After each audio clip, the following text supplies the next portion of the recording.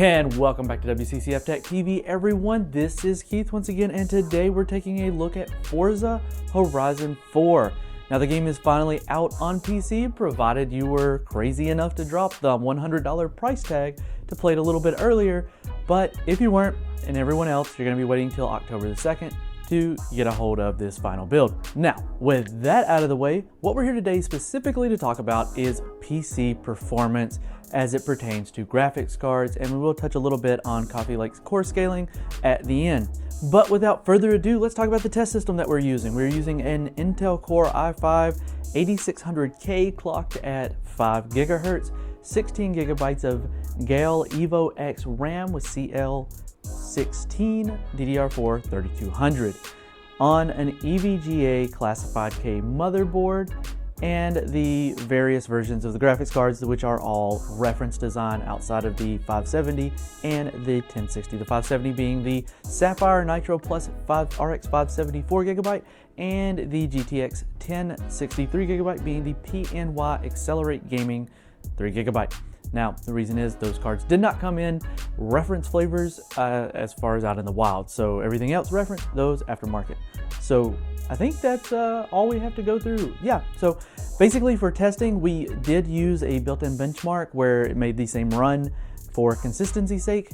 And we did use OCAT to record the frame rates and an in-house Excel spreadsheet to extract the averages, the 1% and the 0.1% lows, so that we're not just throwing out average FPS, because that's not really indicative of overall gaming performance, as we'll talk about later with this particular game. So each resolution setting was tested at the Ultra preset, and no variable anything in here. So everything's static. There's a lot of variable tweaks that you can make to this game, so very important that we made sure everything was static. So let's kick things off with 1080p results. Now, there's a lot going to be on screen here, so we're going to talk through it just a little bit, and feel free to pause it and look through and see it. They are arranged from slowest to fastest in averages, but you'll notice there's a difference in the 1% and 0.1% lows, specifically with the RX Vega cards, and the fact that the averages are quite a bit higher than the GTX counterparts, which is really interesting. I mean, look here, the Vega 56 is outperforming the GTX 1080 Founders Edition by quite the stretch, at least on averages and to the 1% lows. But the 0.1% lows, which did present themselves in the game, you could feel a shift in performance. You can see that the 1080 is actually much faster on the 0.1% lows. We're talking the difference from 68 FPS to 80. Now, if you're using something like a FreeSync panel that's running at 144 Hz and you're on the Vega, you wouldn't notice that. But anybody else, they might notice that. Something very important to keep in mind. Something very interesting here is we definitely ran into a CPU bottleneck with the 2080 and the 2080 Ti. They weren't operating at full capacity at 1080p. So something to keep in mind there if for some odd reason you want to buy either one of those cards and run them at 1080p. So let's move on to 1440p results. It's much of the same here. We're seeing very similar conversation. We see the gap closing between the Vega 56 and 1080. And once again, those minimum 0.1% lows. In even this case, the 1% lows were better on the 1080. It's just, the reason I look at those is because right now in the the used market, those are very similarly priced, but it's really interesting to see that. So keep an eye on that. The 1063 gig, from the demo, when we looked at the demo earlier to now, it's performing much better. So you can see there's a good step up on the driver's side, and that same thing with the 1060. All of the cards on the lower end are performing much better than they were in the demo, which is one of the reasons we like to take a look at the early launch and then the final release. See, moving into the 4K conversation where the big boys come to play, that 1063 gig, leave that alone. You're really not going to want to use that one. But moving up the list, you can see that even the 570 is able to break the 30 FPS barrier. I know 30 FPS, but this is 4K we're talking about. This is pretty impressive.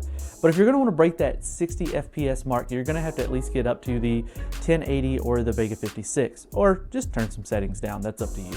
But this is 4K Ultra, showing quite the performance from the Vega line, and even the 1080 is doing pretty good here. But when you bump up to the 2080 and the 2080 Ti, The 2080 is going to give you that beyond 60 FPS 4K experience in this game. You'll be able to turn on VSync and not worry about dipping below 60 FPS. I mean, you're right there at the line, so whatever, but you're not gonna get that judder that you get whenever it steps down the frame rates once it drops below the monitor's refresh rate. And you're gonna get tear-free gaming, which, I mean, a game like this, you're probably gonna be using a controller or a steering wheel, so any type of input lag that you get from VSync will probably be negated by just the natural input deficit from those control devices. Now, the 2080 Ti is way out in the lead there. I mean, if you got 144 hertz 4K panel, you're in good shape with that. So, but what about core scaling? When we originally took a look at the demo, we were using the Ryzen test system, and it actually showed no kind of core scaling past, well, 4 cores. So and we were testing it with the GTX 1080. So using a much faster GTX 2080 Ti, we were actually able to see quite a bit of difference here. Of course, 2 cores, 2 threads, again, no launch. The game will not start up. So again, Celeron users, sorry. But yeah, you're not getting anything here. Athlon users, you're gonna be okay. Even though I don't have the hyper-threading on this chip, I wasn't able to test that scaling. I do know that the game will launch with at least 4 threads.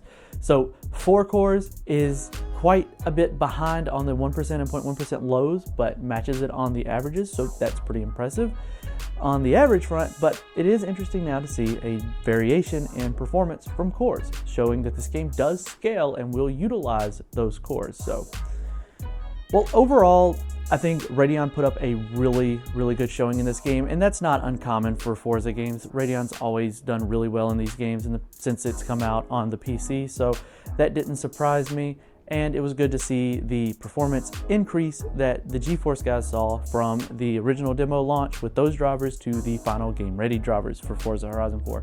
So we'd love to hear the kind of performance you guys are getting in this game, and if you're enjoying it, go ahead and share that down in the comment section below. This has been Keith with WCCF Tech TV. Make sure that you're subscribed and you hit that notification bell so that we don't miss you in the next video.